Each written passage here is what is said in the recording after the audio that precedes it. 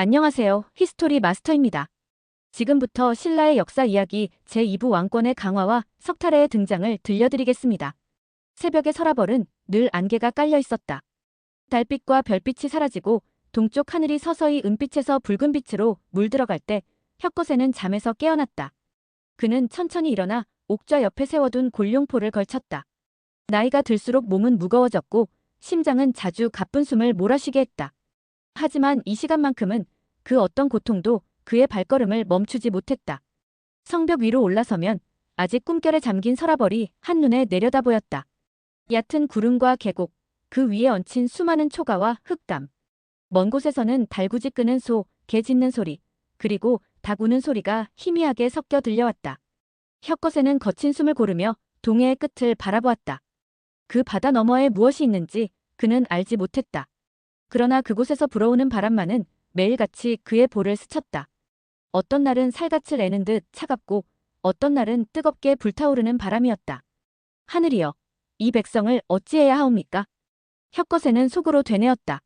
사루국을 세운 지도 어느덧 수십 년.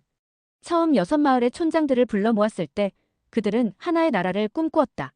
매년 흉년과 풍년을 따로 맞이하며 서로 약탈하던 삶을 끝내고 큰 왕 아래에서 평화롭게 살아가길 바랐다. 그러나 현실은 달랐다. 6마을은 여전히 각자의 뿌리를 지키고자 했다. 왕의 명령이 내려가도 촌장들은 이를 고지곳대로 따르지 않았다. 누군가는 우리 마을엔 맞지 않는다며 거부했고 누군가는 왕의 말씀이 이 뜻이 아니었다며 왜곡했다. 법은 마을마다 달랐다. 풍습도 달랐다. 심지어 신에게 바치는 제사 방식조차 달랐다. 어떤 마을에서는 까마귀를 신성시했으나 다른 마을에서는 그것을 불길하다고 죽여버렸다. 혁거세는 이런 사소한 차이가 분쟁으로 번져 끝내 피가 흐르는 것을 수도 없이 보아왔다. 왕궁 회랑의 돌기둥에는 이미 오래된 피의 흔적이 사라지지 않고 남아있었다. 그것은 혁거세가 가장 먼저 정벌한 마을의 촌장이 잘린 머리를 두고 피를 흘린 자리였다. 그날 이후 그는 알게 되었다. 하늘이 내게 준 이 나라는 아직 내 것이 아니다. 그가 세운 사루국은 마치 바위 위에 쌓은 모래성이었다. 비가 오고 바람이 불면 언제라도 무너질 수 있는. 폐하, 오늘도 성벽에 오르셨습니까? 뒤에서 부드러운 목소리가 들렸다. 혁거세가 돌아보자 수염이 성성한 노인이 무릎을 꿇었다. 그는 나라를 세울 때부터 곁을 지킨 충신, 알평이었다. 알평, 오늘은 꿈이 이상하였네. 무슨 꿈이셨습니까? 동해의 끝에서 커다란 파도가 몰려오는 꿈이었네. 마치 하늘과 바다가 한꺼번에 무너져 내리는 것 같았지. 알평은 잠시 침묵하다가 조심스레 물었다.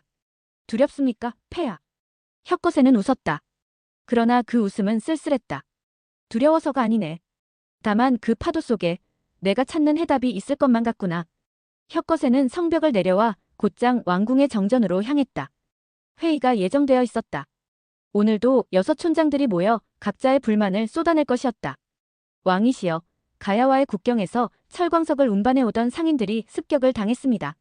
무예도 없는 자들을 데려다 세금만 매기니 이런 일 아니겠습니까?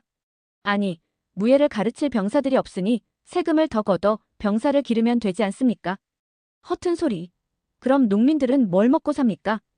회의장은 언제나처럼 혼란스러웠다. 혁거세는 그들의 목소리를 잠자코 들었다. 젊을 때 그는 목소리를 높여 분노를 표출하기도 했다.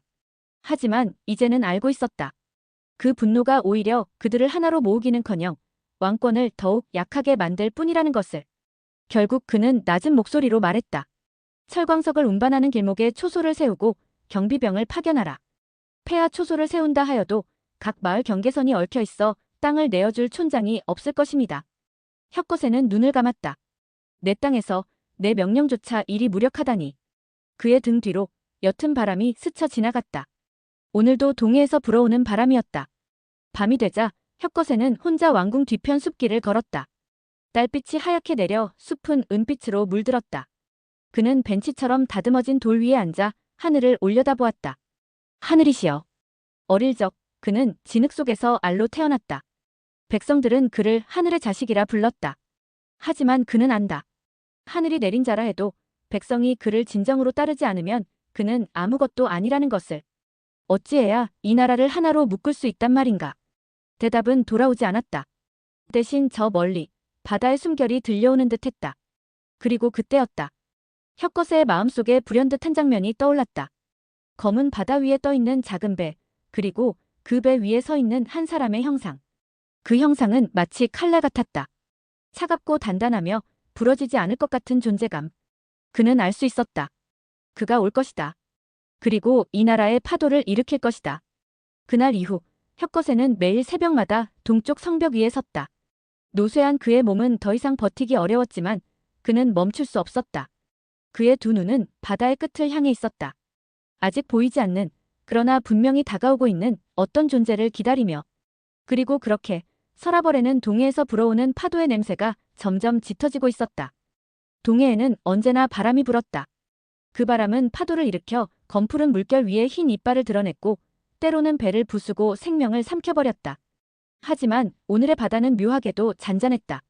하늘과 바다가 하나로 이어진 듯 은빛으로 빛나는 수평선 너머에서 작은 점 하나가 나타나기 전까지는 경주의 포구. 해가 머리 위로 올라 어부들이 그물을 손질하던 한낮이었다. 먼 바다를 바라보던 노인이 눈을 가늘게 떴다. 어이, 저것 좀 보아라. 노인의 손끝을 따라가자 수평선 위에 작은 돛대가 보였다. 처음엔 갈매기인 줄 알았다. 그러나 그 돛대는 점점 커지더니 이윽고 한 척의 배가 모습을 드러냈다. 배는 작고 초라했다. 선체는 해풍에 벗겨진 흔적들로 가득했고 돛은 누렇게 바랬다. 그러나 그 돛 위에는 기묘한 문양이 그려져 있었다. 한 마리 거북이, 그리고 그 등 위에 새겨진 구슬의 문양. 가야의 상선인가? 포구관리가 중얼거렸다. 그때 배가 물살을 가르며 천천히 부두에 닿았다. 삐걱이는 소리와 함께 닻이 내렸다. 그리고 그 배에서 한 사내가 내렸다.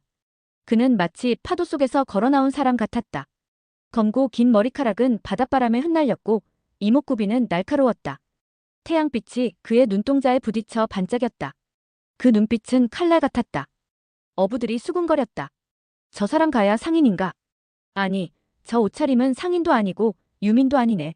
사내는 낡았지만 질 좋은 비단 옷을 입고 있었다. 허리에는 간소한 단검 하나만 찼을 뿐이었다. 포구관리가 다가와 물었다. 이보시오. 자네는 어디서 온 사람인가? 사내는 고개를 들었다. 그리고 낮고 단단한 목소리로 대답했다. 나는 가야의 바닷가에서 왔다. 내 이름은 석탈해라 하오.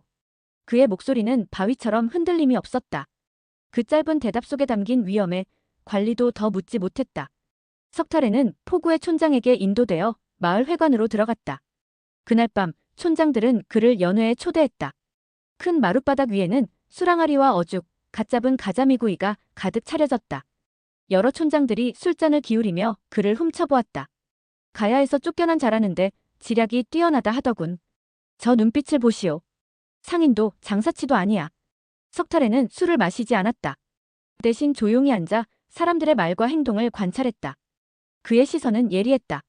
마치 바위 틈 사이를 파고드는 파도처럼 사람들의 마음속까지 훑고 지나갔다.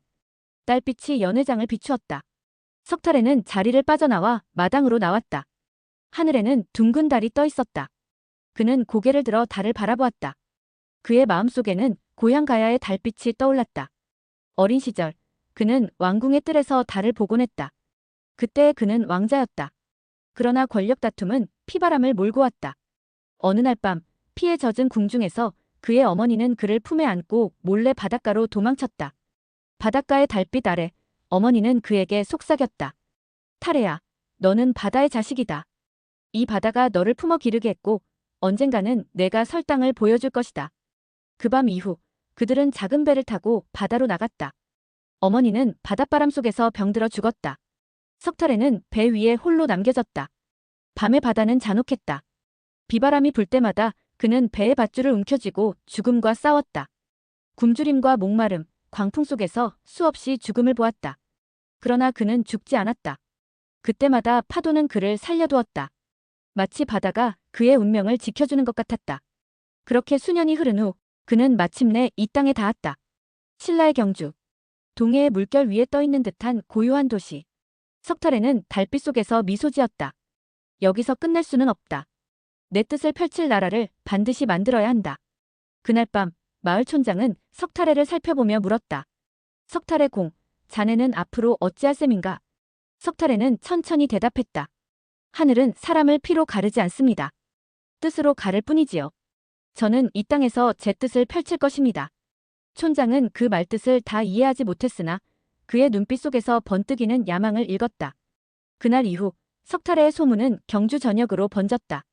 가야에서 온 왕자, 바다를 건너온 지략가, 하늘의 뜻을 아는 자. 사람들은 그의 이름을 입에 올릴 때마다 두려움과 기대를 섞어 속삭였다. 그리고 며칠 후 마침내 혁거세에게 그 소문이 닿았다. 밤이 깊었다. 혁거세는 홀로 궁궐의 동편 정원에 앉아 있었다. 하늘에는 구름이 가득해 달빛조차 흐릿했다. 폐하, 가야에서 온 사내가 궁 앞에 와 있습니다. 문지기의 목소리가 들렸다. 혁거세는 천천히 일어섰다. 그의 눈빛은 이상할 정도로 맑았다. 그가 오는구나. 혁거세는 이미 알고 있었다. 수십 년 전 사로국을 세우고 처음으로 성벽 위에 섰을 때부터 그는 예감해왔다. 자신이 세운 이 나라를 완성시킬 또 다른 자의 등장을. 그 자는 멀리서 올 것이다. 바다의 깊은 어둠을 뚫고 하늘의 바람을 타고 포구에서 시작된 작은 파도는 이제 혁거세의 왕궁 앞까지 밀려왔다. 그 파도 속에서 혁거세는 희망과 두려움을 동시에 느꼈다. 그리고 석탈해. 그는 바다의 소금기 어린 바람을 몸에 두른 채 왕궁의 문 앞에 서 있었다. 그의 눈빛은 여전히 칼날 같았다.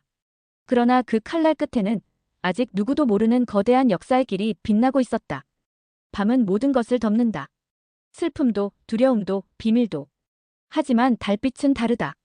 달빛은 어둠 속에서도 진실을 비춘다. 그 진실이 아무리 숨겨져 있어도. 그날 밤 연회가 끝난 뒤 석탈에는 마을 촌장들이 마련해준 작은 객관의 방에 머물고 있었다. 방 안은 훈훈했다. 숯불이 피워져 있어 겨울 밤바람이 스며들지 않았다. 그러나 석탈에는 눕지 않았다. 그는 문을 열고 밖으로 나왔다. 마당에는 달빛이 가득 내리고 있었다. 하늘에는 먹구름 한 점 없었다. 둥근 달이 마치 거대한 거울처럼 세상을 비추고 있었다. 석탈에는 천천히 걸어 마당 한가운데 섰다. 바람이 불었다. 바닷바람이었다. 멀리 동해에서 불어오는 소금기 어린 바람. 그 바람에 그의 긴 머리칼이 휘날렸다. 그는 눈을 감았다. 달빛 아래 그의 마음속에서는 과거의 기억이 떠올랐다. 그는 본래 가야의 왕자였다. 어릴 적 그는 화려한 왕궁의 뜰에서 자랐다. 왕궁의 돌계단은 흰 대리석으로 깎여 있었고 연못에는 연꽃이 가득 피어 있었다. 그 연못가에서 어린 석탈에는 어머니의 무릎을 베고 누워 달을 바라보곤 했다. 어머니, 달은 왜 항상 저렇게 하늘에 떠 있나요? 그때마다 어머니는 부드럽게 웃었다. 탈애야, 달은 어두운 밤을 지켜주는 수호신이란다. 아무리 어두워도 달빛만 있다면 길을 잃지 않게 되지. 그러나 그의 행복은 오래가지 못했다. 왕이 병들자 왕위를 둘러싼 형제들의 피비린내 나는 싸움이 시작되었다. 석탈에는 어린 나이에 궁중의 피비린내를 맡아야 했다. 밤마다 들려오는 비명, 칼이 고기를 써는 소리 같은 살해음, 무거운 철갑 발걸음 소리. 그때마다 어머니는 그를 품에 안고 속삭였다. 두려워 말아라. 탈해. 하늘은 너를 버리지 않을 것이다. 하지만 결국 왕위는 그의 것이 아니었다. 형제들은 그를 죽이려 했다.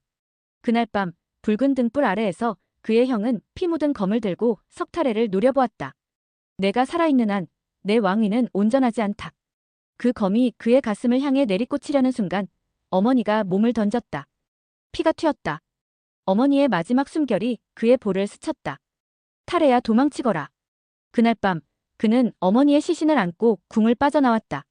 달빛이 그의 눈물에 반사되어 번쩍였다. 그 후 그는 바닷가의 작은 배에 몸을 숨겼다. 바다는 검고 깊었다. 폭풍우가 몰아쳤고 번개가 갈라졌다. 그의 배는 파도 위에서 조각배처럼 흔들렸다. 굶주림과 목마름, 해풍의 칼날 같은 추위가 그를 갉아먹었다. 어머니의 시신은 이미 바닷속으로 떠나보낸 후였다. 그의 품에는 아무것도 남지 않았다. 밤마다 그는 달을 보았다. 그리고 속으로 외쳤다. 하늘이시여, 어머니가 말씀하셨습니다. 달빛은 길을 잃지 않게 해준다고. 그렇다면 제게도 길을 보여주소서. 제가 설 땅을, 제 나라를, 제 뜻을 펼칠 곳을 보여주소서. 그 기도는 수년간 이어졌다. 그리고 마침내 어느 날 바다는 잔잔해졌다.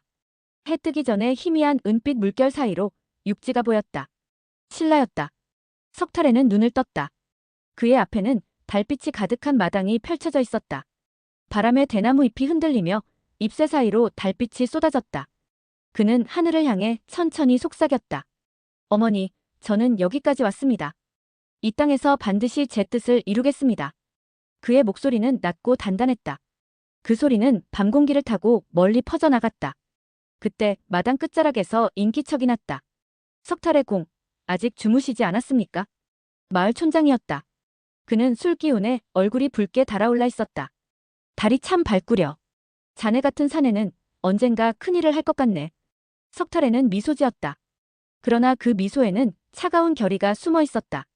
감사합니다. 하지만 큰일을 하기 위해선 큰 대가를 치러야 합니다.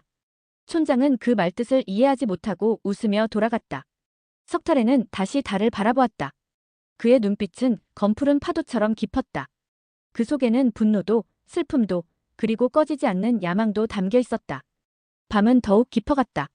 달빛 아래 석탈의 그림자가 길게 뻗어 있었다. 그 그림자는 마치 검은 칼날 같았다. 그리고 그 칼날의 끝에는 아직 아무도 알지 못하는 거대한 역사의 문이 열리고 있었다. 그는 마지막으로 달을 향해 고개를 숙였다. 어머니, 하늘이시여. 이제 저는 물러서지 않을 것입니다. 제가 가진 모든 것을 걸고 반드시 제 나라를 만들 것입니다. 그의 두 눈에 달빛이 번쩍였다. 그 순간 밤하늘의 달이 유독 밝게 빛나는 듯 보였다. 마치 하늘이 그의 맹세를 들은 것처럼. 새벽의 공기는 차가웠다. 밤새 내린 서리가 성벽 위를 얇게 덮고 있었다. 하늘은 아직 어둠 속에 잠겨 있었지만 동쪽 끝자락이 희미하게 푸르게 물들고 있었다. 혁거세는 오늘도 동쪽 성벽 위에 서 있었다.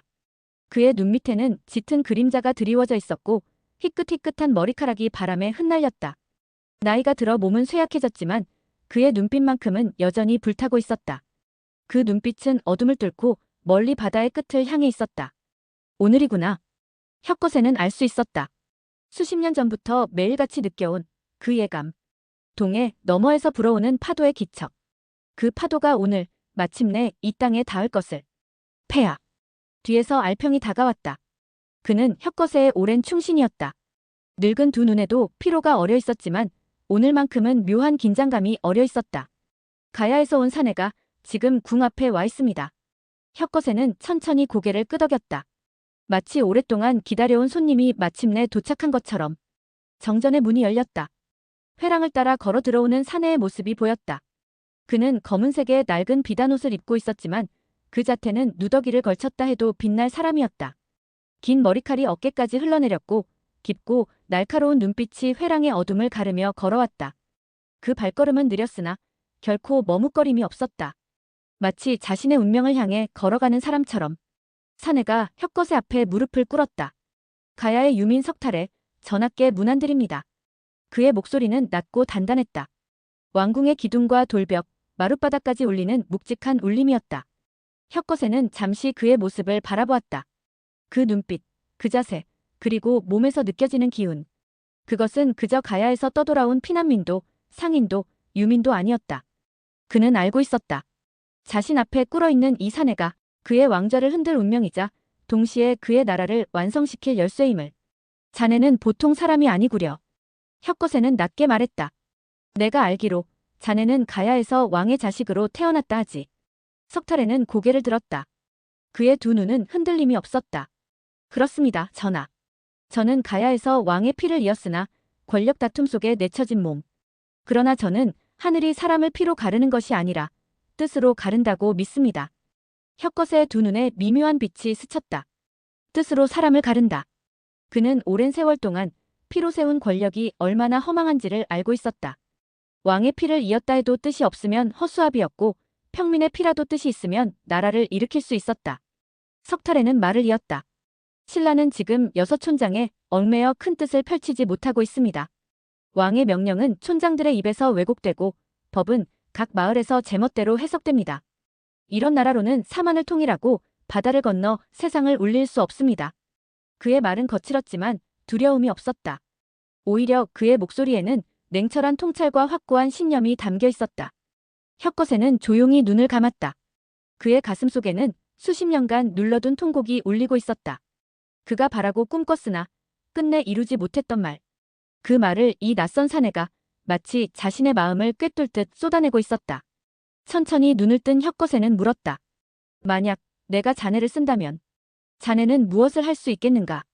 석탈의 눈빛이 빛났다. 저는 이 나라를 바다 건너까지 울릴 강국으로 만들 수 있습니다. 철을 주무르고 무기를 개량해 가야보다도 강한 병력을 기를 수 있습니다.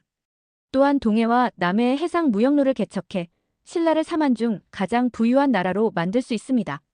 그의 음성은 자신감으로 차 있었지만 오만하지는 않았다. 그것은 오랜 절망과 투쟁 속에서 단련된 진짜 강자의 목소리였다. 혁거세는 웃었다. 늙고 깊은 그의 두 눈가에는 눈물이 맺혀 있었다. 좋다. 그의 목소리는 떨렸지만 그것은 두려움의 떨림이 아니었다. 해묵은 절망이 부서지고 새로운 희망이 솟구치는 떨림이었다. 좋다. 자네를 내 아들처럼 여기고 이 나라의 큰 기둥이 되어주게.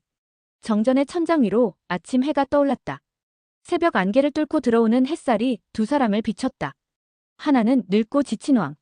하나는 바다를 넘어온 젊은 야망의 사내. 그 두 사람의 만남은 마치 어두운 밤하늘에 떠오른 태양과 같았다. 그날 이후 혁거세는 석탈해를 궁으로 들였다. 그리고 며칠 후 그는 신하들에게 선언했다. 가야에서 온 석탈해를 내 사위로 삼겠다. 이 선언은 왕궁 안팎을 뒤흔들었다. 박씨 왕족들은 분노했고 촌장들은 불안해했다. 왕께서 외부인을 사위로 삼으신다고. 가야의 피를 들이면 왕실의 피가 더럽혀진다. 하지만 혁거세의 뜻은 굳건했다. 피가 나라를 지키는 것이 아니다. 뜻이 나라를 지키는 것이다. 석탈해는 알고 있었다. 이 결혼이 자신에게 무엇을 의미하는지. 그는 단순히 왕의 사위가 되는 것이 아니었다. 그는 이제 신라의 왕실 안으로 들어가 이 나라의 운명을 뒤흔들 자격을 얻은 것이다. 그날 밤 그는 왕궁의 동편 정원에서 홀로 달을 바라보았다. 바람이 불었다. 그 바람은 더 이상 차갑지 않았다. 그는 속으로 말했다. 어머니, 보이시지요? 이제 저는 바다의 아들이 아닌 이 땅의 왕이 될 것입니다. 달빛 아래 그의 그림자는 더욱 길어지고 있었다. 그 그림자는 마치 신라 전역을 뒤덮을 검은 깃발 같았다. 그리고 그 깃발 끝에는 아직 아무도 보지 못한 역사의 새로운 길이 빛나고 있었다. 신라는 변하고 있었다. 혁거세가 세운 나라 그리고 석탈해가 들어오기 전의 나라는 같으면서도 달랐다. 바람이 바뀌면 파도도 달라진다. 석탈해가 들어온 후 신라의 바람은 거칠어졌다. 그리고 그 거친 바람은 마침내 새로운 왕조의 씨앗을 싹 틔우고 있었다. 석탈해가 혁거세의 사위가 된 후 그는 왕궁의 동편에 별궁을 하사받았다. 그곳에는 가야에서 데려온 측근들이 머물고 있었는데 그 중에서도 유독 사람들의 시선을 끄는 소년이 있었다. 소년의 이름은 기말지였다. 하루는 왕궁의 정원에서 석탈해가 바둑을 두고 있었다. 그 맞은편에는 혁거세가 앉아 있었다. 탈해공, 자네가 데려온 그 금빛 머리카락의 소년 이름이 무엇이라 했던가? 혁거세가 물었다. 석탈해는 바둑돌을 내려놓으며 대답했다. 기말지라 하옵니다. 김이라 그 아이는 가야의 피를 이었는가? 아니옵니다. 그 아이는 제가 바다를 떠돌던 시절 바닷가에서 주었사옵니다. 혁거세의 눈썹이 움직였다. 주었다고? 석탈해는 고개를 끄덕였다. 어느 바닷가의 외딴 동굴에서 빛나는 상자 속에 잠든 채로 발견하였지요. 그 상자는 금빛으로 빛났고 아이의 머리칼도 마치 금처럼 빛나고 있었습니다. 그래서 성을 김이라 하였사옵니다.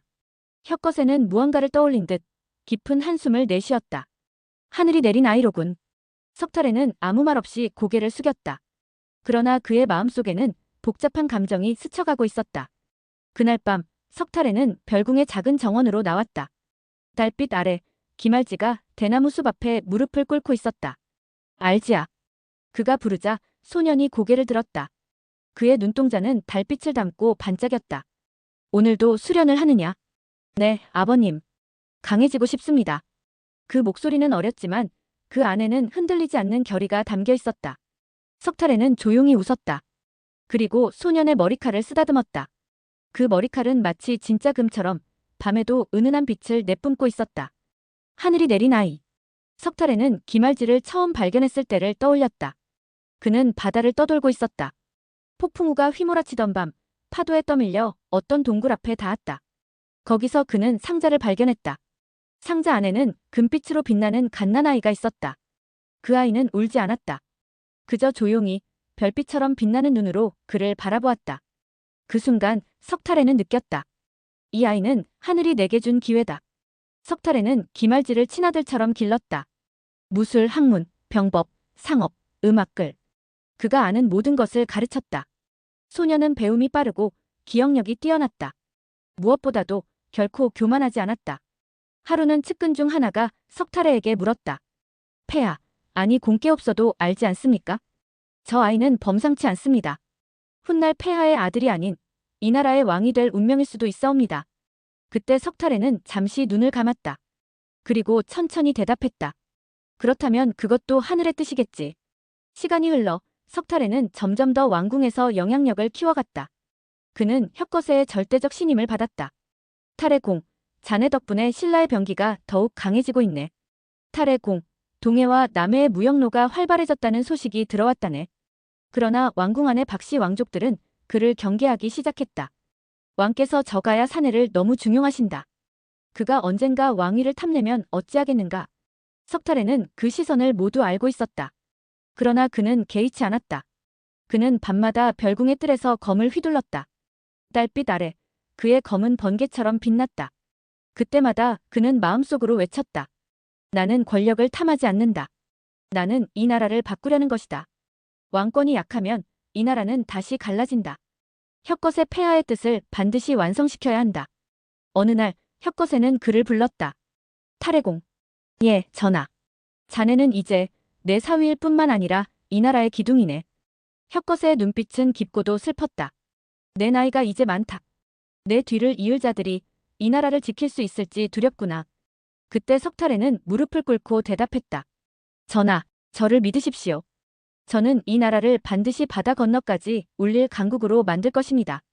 그리고 혁거세가 눈을 감았을 때 석타래는 마침내 왕위에 올랐다. 박씨 왕조의 후계들이 미처 자리를 굳히기 전에 혁거세의 유언과 왕비의 승인이 그의 즉위를 허락했다. 석타래가 왕위에 오르자 신라는 술렁였다. 박씨 왕조는 충격에 빠졌고 촌장들은 불안을 감추지 못했다. 그러나 석타래는 단호했다. 나는 이 나라를 빼앗은 것이 아니다. 나는 이 나라를 지키기 위해 이 자리에 섰다. 그의 왕위 즉위는 곧 석씨라는 새로운 혈통의 시작을 의미했다. 박씨 왕조와 함께 이제 신라에는 석씨 왕조가 공존하게 되었다. 그리고 그 뒤를 이어 금빛 머리칼의 소년 김알지가 자라나고 있었다. 사람들은 속삭였다. 석씨가 왕이 되었고 이제 김씨도 왕이 될 것이다. 박씨, 석씨, 김씨. 이 세 씨족은 신라의 권력을 3등분하여 마치 사만의 균형처럼 이 나라를 지탱하는 기둥이 될 것이었다. 석타래는 밤마다 왕궁의 누각 위에 올라 달을 바라보았다. 그의 머리 위로 바람이 불었고 바람 속에는 바다의 소금 향이 섞여 있었다. 그는 속으로 말했다. 어머니, 보이십니까? 이제 이 나라에는 박씨뿐 아니라 석씨와 김씨가 함께합니다. 이 균형 속에서 신라는 더욱 강해질 것입니다. 달빛 아래 그의 검은 그림자가 길게 드리워졌다. 그 그림자는 박씨의 왕궁을 넘어 신라 전역으로 뻗어가고 있었다. 그리고 그 끝에는 아직 아무도 보지 못한 사만 통일의 운명이 기다리고 있었다. 석타래가 왕위에 오른 첫날 신라는 숨을 죽였다. 새벽 왕궁의 북문 앞에는 촌장들이 모여 있었다. 그들의 얼굴에는 두려움과 분노 그리고 복잡한 기대감이 뒤섞여 있었다. 결국 가야의 사내가 왕이 되었군. 박씨 왕조는 끝장인가. 그러나 그들 중 일부는 속으로 안도하고 있었다. 석타래의 강력한 지도력과 결단력 그리고 그의 군사무역 개혁 능력을 이미 체감하고 있었기 때문이다. 정전의 천장은 여전히 높았다. 거대한 기둥들은 검은 그림자를 드리웠고 중앙 왕좌에는 석타래가 앉아 있었다. 그는 무겁고도 웅장한 왕관을 쓰고 있었으나 그 눈빛은 여전히 바다를 건너오던 그 시절의 날카로움을 잃지 않고 있었다. 즉위식이 끝난 후 그는 신하들과의 첫 회의를 열었다. 우리 신라는 박혁거세 대왕께서 세우신 나라다. 그러나 그분께서도 이루지 못한 것이 있다. 이 땅의 법과 권위가 아직도 촌장들의 손아귀에 있다는 것이다. 그는 천천히 주변을 둘러보았다. 왕의 명령이 왜 촌장들의 입에서 왜곡되는가? 왜 신라의 백성들이 왕보다 촌장을 먼저 바라보는가?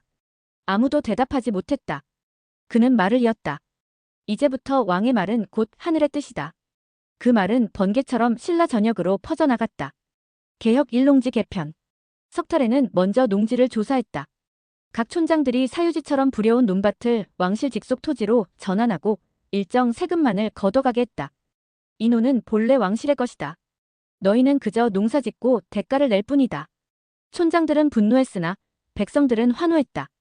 더 이상 불법 가렴죽으로 삶을 잃지 않아도 되었기 때문이다. 개혁, 이철기 산업개혁. 그는 가야에서 배운 철기 기술을 신라에 전수했다. 가야의 제철 장인들을 초빙하여 기존의 연철 무기를 단조된 강철 무기로 개량했다. 대장간마다 불꽃이 타올랐고 신라의 병사들은 점차 무장된 군대로 변모해갔다. 왕께서 만든 검은 촌장들의 창보다 강하다. 백성들은 이렇게 수군거렸다. 개혁 3회상 무역개척. 석탈에는 왕궁 동쪽 회랑에서 해상을 바라보며 말했다. 바다는 두려움의 대상이 아니다. 우리 신라의 길이다. 그는 가야 시절 배운 해상 무역망을 동해와 남해로 확장했다. 울릉도와 일본 열도 일부, 그리고 남쪽의 변환진한 지역과 교역을 늘렸다. 신라에는 각지의 비단, 철기, 곡물, 소금, 조개, 보석이 쌓여갔다. 개혁 사법과 제도의 정비. 그는 혁거세 시절부터 내려오던 관습법을 체계화하기 시작했다. 이제부터 법은 촌장이 만드는 것이 아니다. 왕이 만든 법이 곧 하늘의 뜻이요, 땅의 질서다. 그는 각 부서마다 관리들을 배치했고 조세와 형벌, 토지 분배를 기록하도록 했다. 개혁 5언어와 문화 통합. 신라 각 촌의 방언과 풍습은 달랐다. 그는 이를 통일하기 위해 각 촌 출신의 유능한 인재를 왕궁으로 불러들였다. 너희는 왕의 말과 촌의 말을 잇는 달이다. 이러한 조치는 국가 정체성을 강화하는 효과를 가져왔다. 그의 고독. 밤이 되면 석탈에는 왕좌에서 내려와 혼자 왕궁 후원의 누각에 앉았다. 불 꺼진 연못 위에 달빛이 비쳤다. 바람이 불어 대나무가 울었다. 그 소리는 마치 바다의 파도 소리 같았다. 그는 달을 보며 중얼거렸다. 내가 이렇게 모든 것을 바꾼다면 결국 나도 혁것의 폐하처럼 늙어버리겠지. 그의 눈빛은 멀고 쓸쓸했다. 그때 기말지가 다가왔다. 소녀는 이제 청년이 되어 있었다. 여전히 금빛 머리칼은 달빛을 받아 은빛으로 빛났다. 아버님, 왜 이렇게 늦게까지? 석탈에는 미소 지었다. 알지야. 왕이란 모두가 잠든 밤에도 깨어 있어야 하는 자리란다. 기말지는 아무 말 없이 그의 곁에 앉았다. 두 사람은 달빛 아래 오래도록 말없이 앉아 있었다. 신라의 변화. 몇 해가 흘렀다. 신라는 달라져 있었다. 동해의 해상권을 장악했고 철기 무장으로 인근 나라들의 공포의 대상이 되었다. 무엇보다 백성들은 이제 왕을 두려움과 존경의 대상으로 인식하기 시작했다. 왕의 말은 곧 하늘의 뜻이다. 이 말은 신라 전역을 뒤덮는 명제가 되었다. 그러나 석탈에는 알고 있었다. 왕권이 강해질수록 내부의 반발도 커진다는 것을. 그는 검을 내려다보았다. 그 검은 어릴 적 가야에서 보았던 것보다 훨씬 예리하고 강했다. 이 검을 꺼낼 날이 머지 않았겠지. 달빛이 그의 검날 위에 번쩍였다. 그 빛은 차갑고도 눈부셨다. 그리고 그 달빛 아래 신라는 새로운 시대를 향해 숨죽이며 나아가고 있었다. 밤하늘은 짙은 보랏빛이었다. 성벽 위에는 바람이 매섭게 불고 있었고 초승달은 날카로운 칼날처럼 검푸른 구름 사이를 가르고 있었다. 석탈에는 왕궁의 북쪽 누각에 홀로 서 있었다. 그의 검은 도자기처럼 빛나는 달빛 아래 서리처럼 차갑고 무거웠다. 그의 발 아래 불빛이 흔들리고 있었다. 성 아래의 마을에서 들려오는 북소리, 무사들의 함성, 말 울음소리. 그것은 축제의 소리가 아니었다. 반란의 전야, 전쟁의 북소리였다. 며칠 전 동촌장 군호가 병력을 모았다는 첩보가 들어왔다. 전하, 군호가 몰래 군사를 훈련시키고 있습니다. 왕실의 법과 세금 개혁을 폐지하겠다고 선동하고 있습니다. 석탈에는 잠시 눈을 감았다. 역시 이렇게 되는군. 그는 이미 알고 있었다. 자신의 개혁은 누군가의 이익을 무너뜨리고 그 무너진 자리 위에 새로운 질서를 세우는 것임을. 그러나 그것이 옳은 길이라면 반드시 해야 했다. 그날 저녁 왕궁의 정전에서 긴급회의가 열렸다. 전하, 군호를 불러 설득하십시오. 피를 흘리지 않고도 수습할 수 있을 것입니다. 알평이 간언했다. 그러나 석탈에는 고개를 저었다. 자비를 베풀면 저들은 나를 약자로 여길 것이다. 왕이 약해 보이면 나라가 무너진다. 그의 목소리는 한겨울 동해의 바람처럼 매서웠다. 밤의 결단. 그날 밤 그는 기말지를 불렀다. 별궁의 뜰에는 달빛이 쏟아지고 있었다. 대나무 잎들이 바람에 흔들려 수없이 부서진 은빛 파편처럼 일렁였다. 알지야. 석탈해가 조용히 불렀다. 기말지는 그의 앞에 무릎을 꿇었다. 소년의 얼굴에는 결의와 두려움이 함께 서려 있었다. 내가 죽더라도 너는 살아남아야 한다. 아버님. 너는 나의 피가 아니다. 그러나 너는 나의 뜻이다. 석탈해는 그의 어깨를 잡았다.